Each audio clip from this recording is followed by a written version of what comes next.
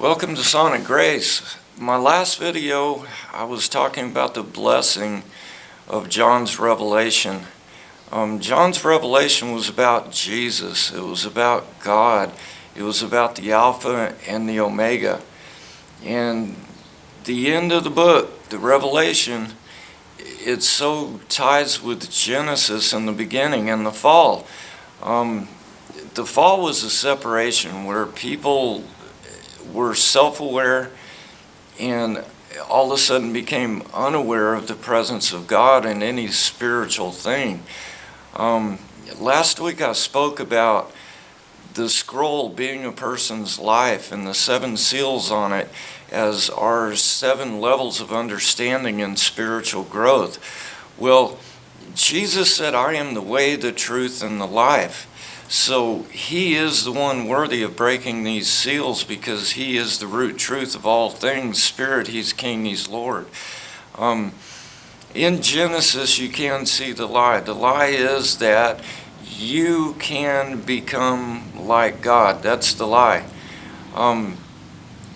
The mystery religions get into that in much detail, and it seems a lot of the things they know sound so much like truth because it's based on spiritual mechanics that, yes, they are biblical.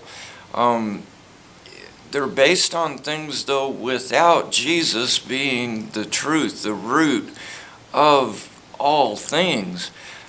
In the Eastern mysticism and the Eastern religions, they have what they call the chakras, 7 chakras, and through your own self-effort and practice and meditation and learning and growing and emptying yourself of self, they think that they can become more godlike.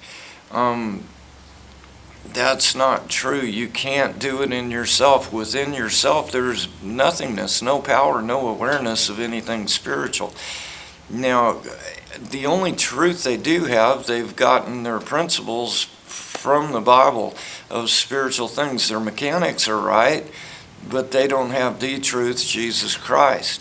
I want to encourage people to meditate, because outside of this physical body in the spirit, there is only God. There's only one power.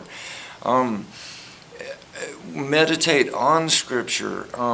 Meditate on your relationship with Christ. And I would like all believers to find a fellowship. Find a fellowship of other like-minded believers.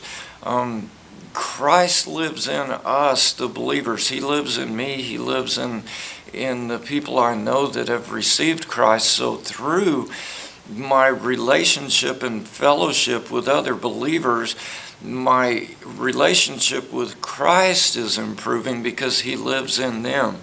So I highly recommend find a fellowship, find a church, find a place you belong.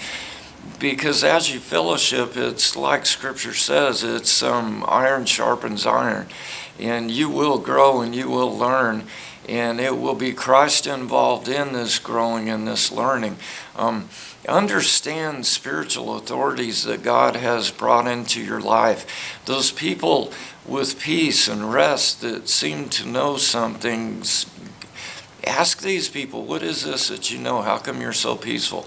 What is this source of peace and confidence and patience that you have? Believers should be eternal optimists. They should be, because all things work together for the good of those who love God and are called according to His purpose for them.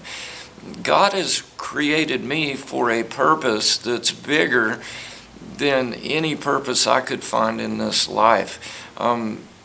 This purpose isn't always known to me or so clear, but I believe it and I know it and I walk it out. In this is I guess you can see God interacting in our lives and doing these things that are so much bigger than can ever be put into words.